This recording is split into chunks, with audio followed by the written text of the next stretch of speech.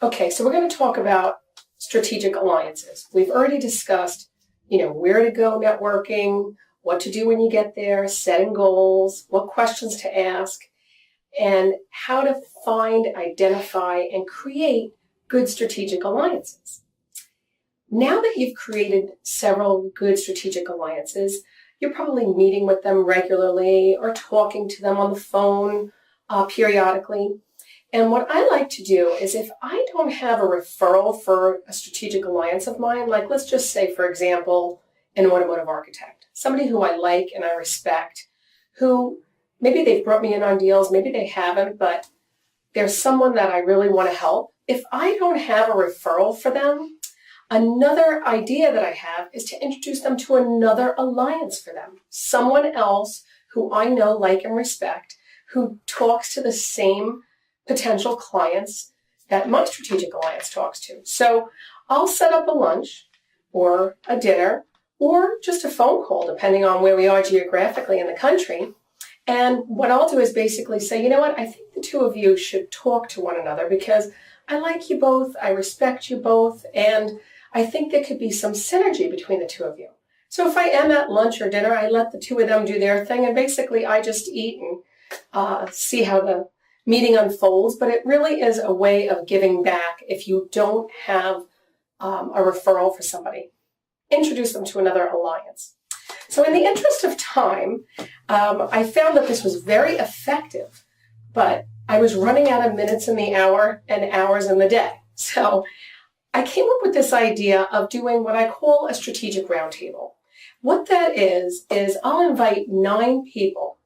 That's my number. You can use whatever number you're comfortable with. But I figured with 9 people, if each person takes 7 minutes in front of the room to share with everyone else at the table what they do, a client success story, their vision for their company, and maybe share with us someone who they're looking to meet or the type of client that's good for them. What it does is that effectively in 63 minutes of sharing, every person gets an opportunity to share. So I'll book for like 90 minutes. I'll host it. So I'll set up the venue, whether it's a boardroom or you want to do it someplace private so that there's no interruptions. You don't ever want to do this like at a restaurant. You want it to be all business. And basically, you invite people that you really think will line up with one another. So I'll invite 9 people, and the way to do it is, first of all, identify who you want to come. You don't want to invite someone new that you've never met before to come to a strategic roundtable. You want somebody who gets it, that you can trust, to introduce them to other allies of yours. When you send out your email invitation, the way I do it, and you could do it differently, but I like to call each person first. Get everybody to commit up front on the phone. So when I send out the email to all, it's saying all, as discussed, because I don't need an RSVP. They've already given me a commitment. As discussed, the strategic roundtable is on this date at this time. I let them know that we're going to get our business underway at such and such a time sharp, and it's going to be 90 minutes. So by doing that, it lets everybody know, okay, this is business. It's going to start at this time. It's going to end at this time. And here's what's going to happen at the meeting. So I'll give them a brief description of what to expect so they don't walk in there intimidated or shocked. And also I want to prepare them that they're not going there to present in front of a room with a PowerPoint. No, this is conversational. And it's facilitated by me. So if you're the host, it's going to be facilitated by you. You're going to be the one introducing everyone. You're going to time everyone so that you keep the meeting on point and you help facilitate the conversation.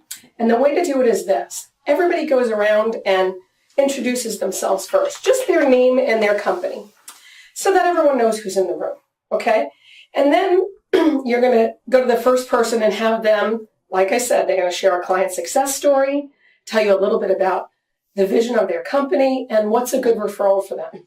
And, a lot of times people could tell a client success story that's so powerful that everyone in the group either, they could have a chuckle about it or be really impressed about it. But really what the purpose is so that they remember you. You want to tell a gripping story, that something in your business that you feel good about, so that people remember you. That's the point. It's not about handing out brochures. And what this is not, is it's not a networking group. Okay, this is something that you pull together strategically and in an organized fashion. And really, it's to make the best use out of your time and everyone else's. And the people that are in that room are all in alignment with you. Like, you don't have to worry about when I'll start the meeting off like this, and this is what I suggest you do too. I'll let everybody know that if we can all find one other person that we think we might be able to help at the end of this brief 90 minutes, then we've met our goal. Because if each of us finds one other person that we think we might be able to refer work to or help, that's what it's really all about.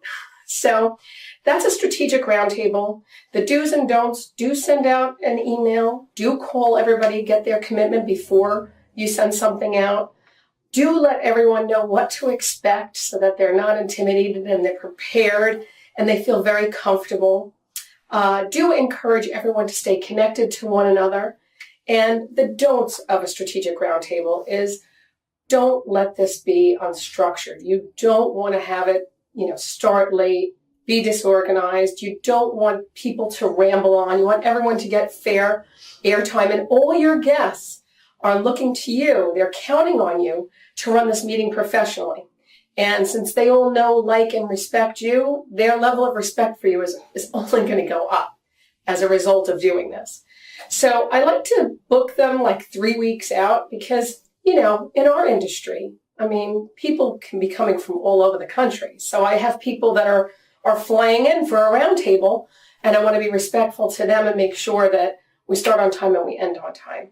So that's the concept of a strategic roundtable. If you have any questions about it and you would like more information on how to facilitate one of these, feel free to call me or write with any questions. Info@fifthgearsales.com.